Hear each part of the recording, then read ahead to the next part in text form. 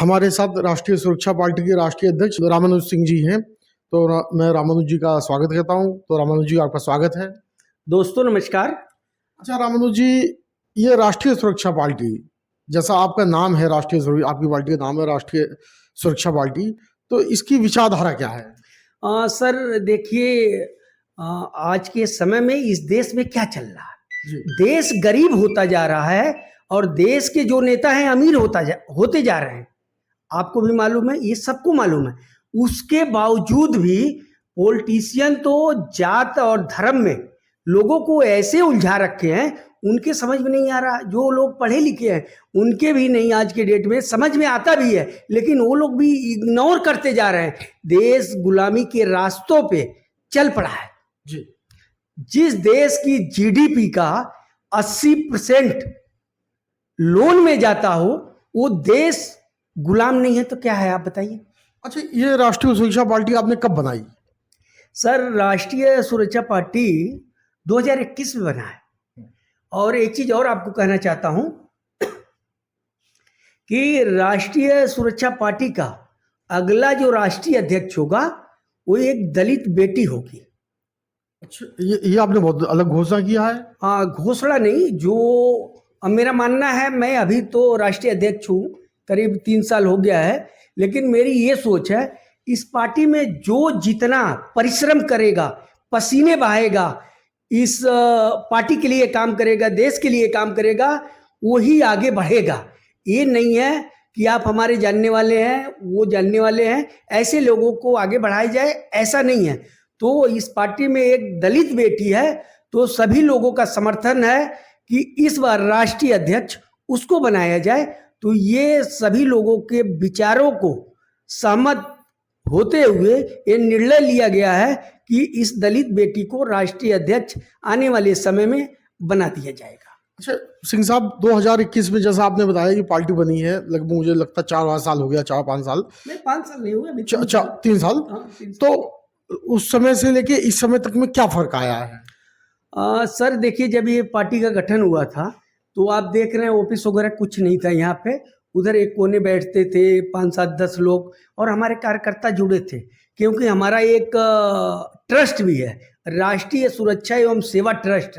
हम लोग ट्रस्ट के माध्यम से काम करते थे।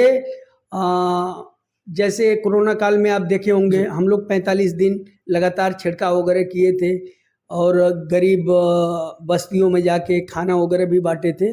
तो वहाँ से हम लोगों को अभ्यास हुआ। कुछ ज़रूरत पड़ा उस टाइम, नगर आयुक्त गाजियाबाद को हम लोग फ़ोन किए, 3 दिन का उन्होंने टाइम मांगा, उसके बाद मना कर दिया। वो लंबी कहानी है सर। उसके बाद जो हमारे कार्यकर्ता थे, साथ में जो लोग जुड़े थे संगठन में, वो लोग बोले कि अब एक पार्टी बनाया जाए, ऐसे सुनवाई नहीं होगा। क्योंकि जो अधिकारी हैं, मैं ये नहीं कहूँगा सारे अधिकारी, लेकिन आज के डेट में ज़्यादा से ज़्यादा अधिकारी सिर्फ उत्तर प्रदेश में भ्रष्टाचार में लिप्त हैं।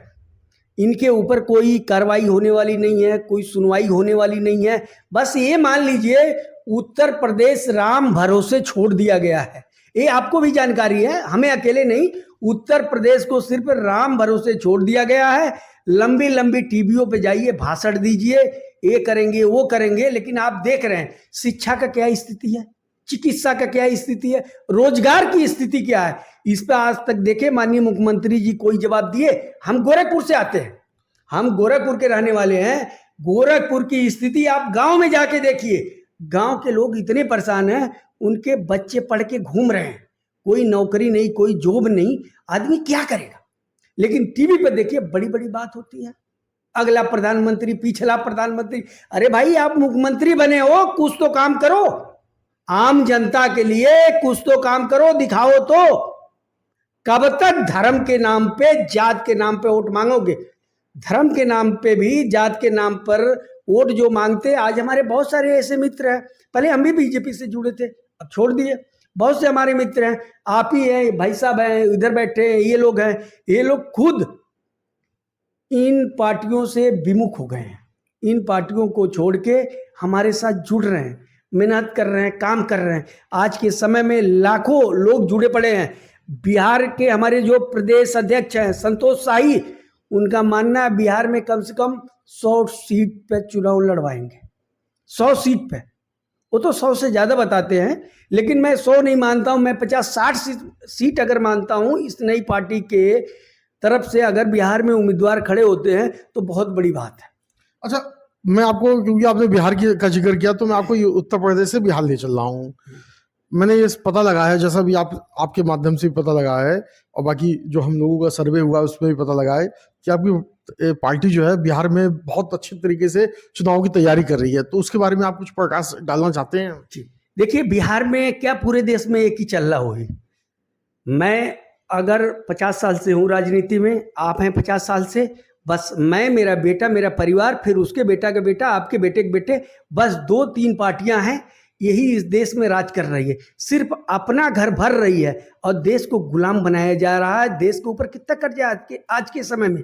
गूगल पे कोई अगर किसी को यकीन ना हो तो गूगल पे सर्च करके देखे, उसकी आंखें खुल जाएगी, पैर के नीचे से जमीन खिसक जाएगी कि इस देश के ऊपर विदेशी कितना कर्ज है और इन नेताओं के पास कितने पैसे आ गए हैं।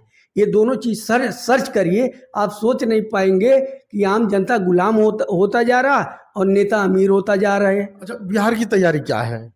बिहार की तैयारी ठीक चल रही है। वहाँ के प्रदेश अध्यक्ष संतोष शाही जी हैं, वहाँ पे काफ़ी मेहनत कर रहे हैं, उनकी टीम लगी पड़ी है। तो देखिए, उम्मीद है कि राष्ट्रीय सुरक्षा पार्टी का खाता बिहार से खुलेगा और हिंदुस्तान का, ये लोग कहते हैं बिहार से ही राजनीति शुरू होती है, तो हो सकता है बिहार से राष्ट्रीय सुरक्षा पार्टी का खाता खुलेगा। उसके बाद 27 में यूपी का चुनाव है, फिर आप देखिएगा। उत्तर प्रदेश में क्या तैयारी चल रही है? उत्तर प्रदेश में तैयारी भी ठीक चल रही है सर। उत्तर प्रदेश में ऐसा नहीं है कि हम लोग बैठे हैं, उत्तर प्रदेश में चल रही है। लेकिन अभी बिहार में करंट में इलेक्शन है, तो बिहार में पहले देखना पड़ेगा। 27 में उत्तर प्रदेश का है, फिर बिहार के बाद उत्तर प्रदेश का शुरू हो जाएगा। अच्छा, आप हमारे चैनल के माध्यम से, इंडिया रफ्तार के माध्यम से, आप जनता को जो ये इंटरव्यू देख रहे हैं, कोई संदेश आप देना चाहते हैं?